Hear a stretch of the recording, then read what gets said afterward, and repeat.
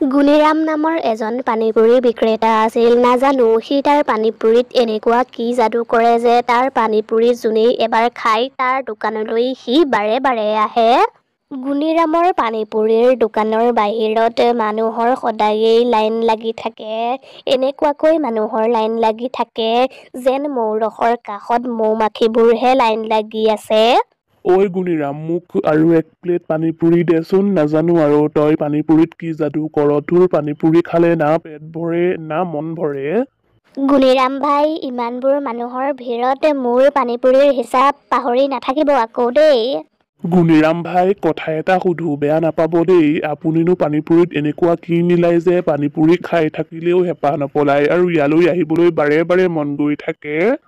এই সকলোবোৰ ভগৱানৰেই কৃপা আৰু আপোনালোক সকলোৰে আশীৰ্বাদ। মই পানীপুৰিত অন্য একোৱেই নিমিলাও, বহুত মৰম দিওঁ। গুণীৰামৰ পানীপুৰিৰ দোকানখন বহুত ভালদৰেই চলিছিল। সেইবাবে সি তাইৰ জীয়েক কাবেৰীক বহুত ভাল স্কুলত পঢ়ুৱাইছিল।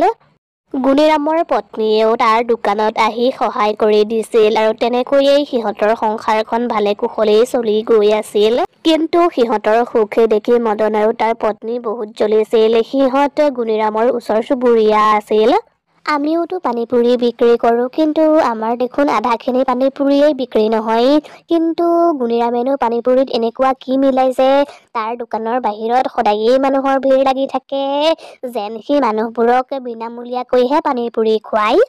কিবা এটা কথা আছে বুজিছা মিনু, কেনেবাকৈ সি তাৰ পানীপুৰিত কিবা মিলাই নেকি বাৰু? সেইবোৰ মই একো নাজানো, কিন্তু এইটো কথা জানো যে তাৰ দোকানখন বন্ধ নহ'লে আমি কিন্তু আমাৰ পেটত কাপোৰ বান্ধি থাকিব লাগিব। তেতিয়াই মদন আৰু মিনুৱে গুণীৰামৰ দোকানখন বন্ধ কৰাৰ এটা ভয়ানক বুদ্ধি ভাবিলে। সেইদিনা ৰাতি সিহঁত দুয়োটা গুণীৰামৰ ঘৰত মনে মনে সোমালে আৰু পানীপুৰিৰ পানীখিনিত সিহঁতে চাৰ্ফ মিলাই দিলে। মিনু, এতিয়া মাত্ৰ চাই যোৱা, গুণীৰামৰ দোকান কেনেকৈ বন্ধ হৈ যাব আৰু আমাৰ দোকানখন কেনেকৈ চলিব। পিছদিনা গুণীৰামে সদায় দৌৰি তাৰ দোকান খুলিলে আৰু সেইদিনাও তাৰ দোকানৰ বাহিৰত বহুত মানুহৰ ভিৰ লাগি আছিল আৰু গুণীৰামে এজন এজনকৈ সকলোকে পানীপুৰি দি আছিল। কিন্তু যোনেই তাৰ পানীপুৰি খাইছিল সেই মানুহজনৰেই মূৰ ঘূৰাইছিল আৰু বহুত পেটৰ বিষ হৈছিল। কিছুমান মানুহৰ মুখৰ পৰাতো ফেনো ওলাইছিল। মোৰ পেটটো কিয় ইমানকৈ বিষাইছে? কি হৈছে মোৰ? কি হৈছে? মোৰ মূৰটো ইমানকৈ ঘূৰাইছে আৰু বমি বমিও লাগিছে।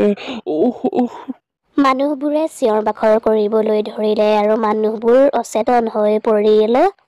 কোনোবা মানুহে এম্বুলেন্সলৈ ফোন কৰিলে আৰু গুণীৰাম আৰু তাৰ পত্নী জেললৈ যোৱাৰ পাছত কাবেৰীৰ খিয়াল ৰখা মানুহেই নাছিল। মানুহবোৰে কাবেৰীকো সেই ঘটনাটোৰ জগৰীয়া বুলি ভাবে। বেচেৰী কাবেৰী ভোকে পিয়াহে অনাই বনাই ঘূৰি ফুৰিছিল। তাইক কোনেও সহায় কৰা নাছিল, ওলোটাই তাইক মানুহে কথাহে শুনায়। সেই কথাবোৰ বিশেষকৈ মদন আৰু মিনুৱে বেছিকৈ শুনায়। এয়াকেই কয়, যেনে কৰ্ম তেনে ফল। মাক বাপেকে কৰা ভুলৰ শাস্তি এতিয়া এইজনীয়ে পাই আছে। কথা শুনিলেই যদি মানুহৰ পেট ভৰে তেতিয়াহ'লেতো একো কথাই নাছিল। বেচেৰী কাবেৰী ভোকে পিয়াহে আৰু কিমান দিন থাকিব। তেনেকৈয়ে এদিন তাই মৰি থাকিল। হে ভগৱান, কিহৰ শাস্তি তুমি মোৰ অকণমানি ছোৱালীজনীক দিলা বাৰু? কাবেৰী, মোৰ ছোৱালীজনীয়ে মোক এৰি থৈ গুচি গ'ল। এবছৰলৈকে গুণীৰাম আৰু তাৰ পত্নী জেলতেই থাকিল। জেলৰ পৰা ওলাই অহাৰ পাছত সিহঁত ভাঙি পৰিছিল। তথাপিওতো সিহঁতে সিহঁতৰ পেটটো ভৰাবই লাগিব। সেইবাবে সিহঁতে আকৌ পানীপুৰিৰ দোকান দিলে। কিন্তু এইবাৰ সিহঁতৰ দোকানৰ কাষলৈ কোনো মানুহেই নাহিল আৰু যোন মানুহেই সেইফালেদি পাৰ হৈ গৈছিল। ঐ শুনিছ, লাগিলে ভোকতেই থাকি যাবি, তথাপিও গুণীৰামৰ পানীপুৰি নাখাবি আৰু ইয়ালৈ নাহিবি। গুণীৰাম আৰু তাৰ পত্নীৰ গাত এটা দাগ লাগি গৈছিল। সেই দাগটো সিহঁতে যিকোনো প্ৰকাৰেই আঁতৰাব পৰা নাছিল। চাৰিওফালে মানুহৰ ঠাট্টা মস্কৰাবোৰ শুনি গুণীৰামৰ পত্নীয়ে সহ্য কৰিব নোৱাৰিলে আৰু সেইবাবে তাই পানীত জাপ দি মৰি থাকিল। গুণীৰামৰ পত্নী মৰাৰ পাছতেই গুণীৰামো মৰি থাকিল আৰু সি মৰাৰ পাছত এটা ভূত হৈ গ'ল। এদিন ভূতটোৱে মদন আৰু তাৰ পত্নীয়ে পাতি থকা কথাবোৰ সি শুনিলে।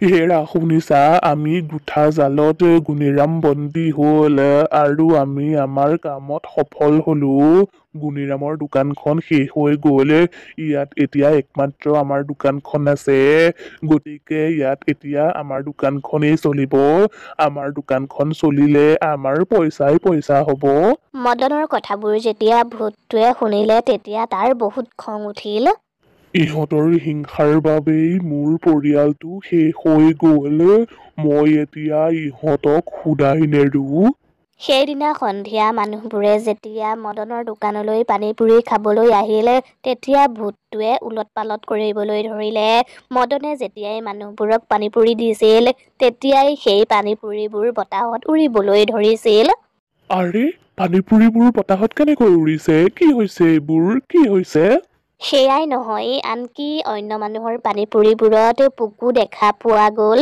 মদনে যেতিয়া পানীপুৰিৰ পানীখিনিলৈ চালে তেতিয়া সি তাত বহুত পোক দেখিলে সেইবোৰ কি হৈ আছিল সি একোৱেই বুজি পোৱা নাছিল তেতিয়াই তাতে ৰৈ থকা ভূতটোৱে মদনক এচৰ মাৰি দিলে মদনৰ পত্নী তাৰ কাষতেই ৰৈ আছিল সি ভাবিলে তাৰ পত্নীয়ে তাক চৰ মাৰিলে মিনু তুমি এইবোৰ কি কৰিছা মোৰ এনেই চিন্তা হৈ আছে তুমি দেখা নাই পানীপুৰিৰ পানীখিনিত কিমান পোক ওলাইছে আৰু আনফালে পানীপুৰিবোৰ কেনেকৈ বতাহত উৰি আছে এইবোৰ কি হৈ আছে একোৱেই ধৰিব পৰা নাই আৰু তুমি মোক চৰ মাৰিছা মদনে তাৰ পত্নীক কথাবোৰ কৈয়ে আছিল তেতিয়াই তাৰ পত্নী ওপৰলৈ উৰিবলৈ ধৰিলে আৰে এইবোৰ কি হৈছে মই কেনেকৈ বতাহত উৰিছো হেৰি কিবা এটা কৰক মোক বচাওক মোক তেতিয়াই মদনে তাৰ পত্নীক বচাবলৈ গৈছিল কিন্তু তেতিয়াই তাৰ হাতত ৰছী বান্ধ খাবলৈ ধৰিলে আৰু লাহে লাহে তাৰ গোটেই শৰীৰটোতেই ৰছী বান্ধ খাই গল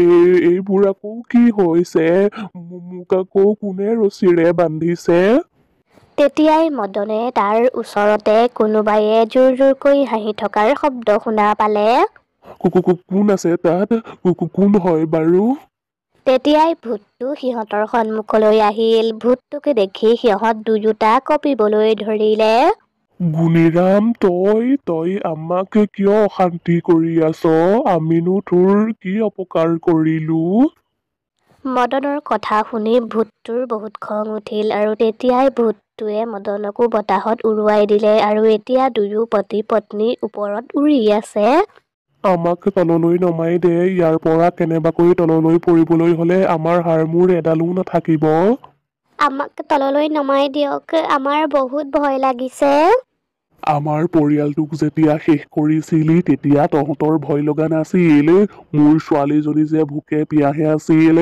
আৰু তেতিয়া যে তহঁতে তাইক কথা শুনাইছিলি আৰু খাবলৈও একো দিয়া নাছিলি তেতিয়া তহঁতৰ ভয় লগা নাছিল তহঁতৰ হিংসাৰ কাৰণেই আমাৰ সুখৰ পৰিয়ালটো শেষ হৈ গল মই তহঁতক এৰি নিদিও মই তহঁতক এতিয়া শেষ কৰি পেলাম তেতিয়াই ভূতটোৱে সিহঁতক তললৈ পেলাই দিলে আৰু তেতিয়াই সিহঁতে চিঞৰিবলৈ ধৰিলে সিহঁতৰ চিঞৰ বাখৰবোৰ ভূতটোৱে গুৰুত্ব নিদিলে আৰু ইমান ওপৰৰ পৰা তলত পৰাৰ বাবে সিহঁতৰ মৃত্যু হল সিহঁত মৰাৰ পাছতেই ভূতটোৱে মুক্তি পালে আৰু সি তাৰ পৰা নাইকিয়া হৈ থাকিল